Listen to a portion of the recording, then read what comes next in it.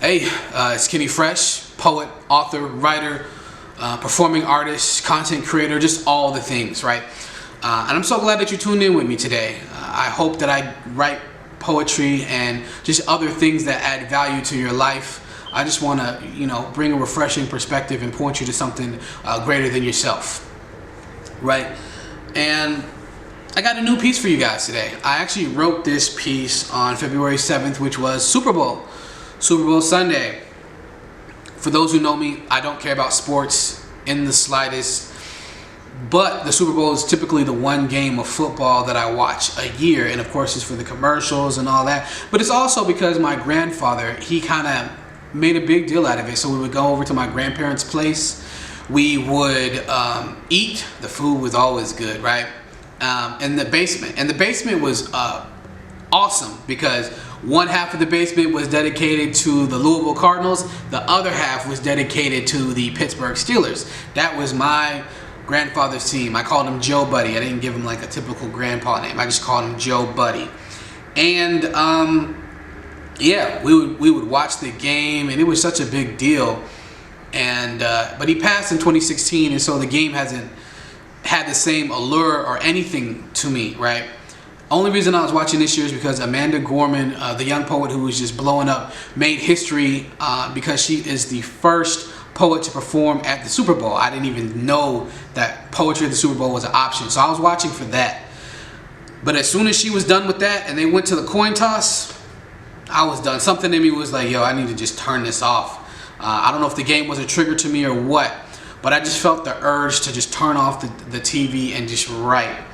And this piece, I started at 6:51, which is like right when the game's starting, to 8:30. And my poems don't ever really come that fast. It takes days, sometimes weeks, even a month for a piece. But this one just came out. And I think it was cathartic. And I just think it was just something that I needed to write down.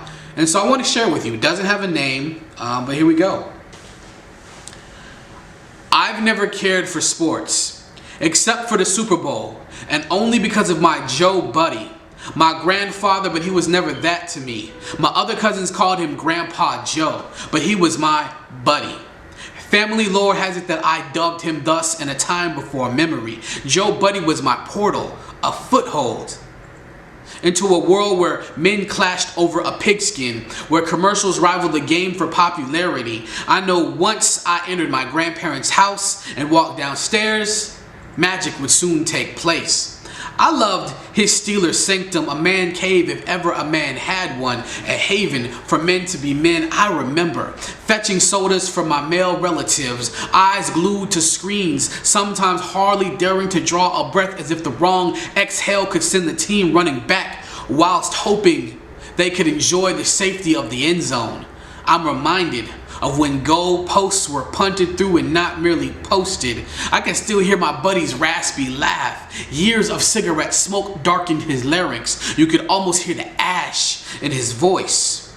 The game would come alive for me through his eyes. He patiently explained the rules, the strategy. I cheered for who he cheered for. I was against those who opposed my buddy's team.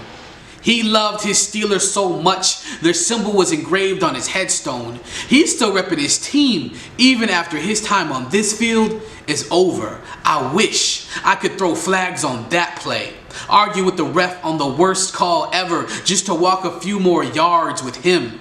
The bowl ain't super to me anymore. Who's keeping score? The game's lost the allure. I don't remember who won the last bowl we watched together. All I have is the memories to display like a trophy, and I will cherish them forever. Thank you guys for tuning in. I hope you like that. Like I said, that is a deep cut. If I like to compare my poetry to music, right? So some of you guys know my usual suspects, my singles, if you will, the go-to poems I perform, but there's also the deep album cuts, right?